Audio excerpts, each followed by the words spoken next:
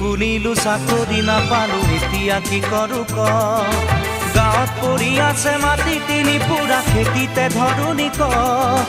পঢ়িলো শুনিলো চাকৰি নাপালো এতিয়া কি কৰো ক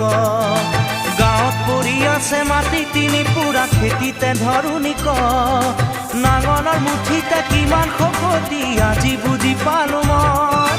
খেতিত ধৰিলেও কঠীয়া ৰুবলৈ ঘৰত মোৰ কোন আছে ক অ নব